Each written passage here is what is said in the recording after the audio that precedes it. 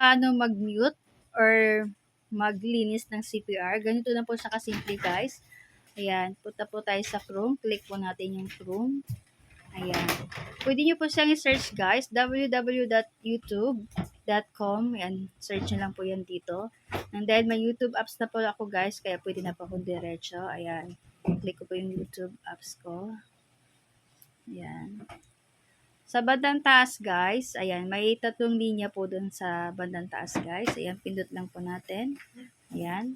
Then sa baba, settings, click po natin. Then sa baba po ng profile logo natin, my channel status, pindot po natin yan guys. Ayan. Then, close po natin yan guys. Close muna natin. Wait lang. Wait a minute. Ayan. Bagal ng wifi. Ayan. Close natin guys. Yan. Close natin. Ayan. Sa baba ng logo profile natin guys, pindutin natin yung pangalawa. Ayan. Yung video. Ayan. Wait lang. Di yan video. Yan. Video guys. Pindot natin yung video. Ano-anong pinipindot kasi ni Self. Ayan. Hanap tayo ng CPR guys. Hindi ko alam kung maasan yung CPR ko. Ayan. Hanap tayo ng CPR. Punta tayo sa live.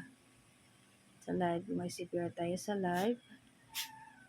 Asan? Hanap tayo ng CPR. Ayan. Ito guys. Oh, may CPR tayo guys. Ayan. Pindutin natin yung copyright. And copyright. Pindot natin. Ayan. Click natin yung copyright. Save details. Ayan. Pindot natin. Ayan. Nakikita nyo po yan guys sa left side. Ano nakalagay. Ayan. Then, nakita natin take action. Ayan. Pindot natin yung take action guys. Ayan. Sa left side guys, nakita yung selection. Nandyan yung erase song, replay song, trim and segment, or dispute. Ang pipindutin po yan guys ay erase song. Ayan. Erase song. Continue. Ayan. Continue. Save. Then, sa taas guys, nakalagay confirm changes. Yung box guys, pindutin nyo yung box. Ayan. Then, confirm changes. Ayan.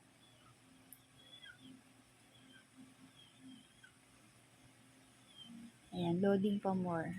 Ayan. Ganyan lang po siya kadali guys. Yan. Sa left side guys, kung nakita yung video editing as in progress, ganyan lang po siya guys. Ayan.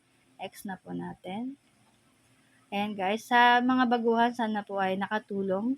Ayan, thank you so much po. Ayan. Magkaiba po guys yung laptop or PC sa mobile phone. Ayan, thank you so much.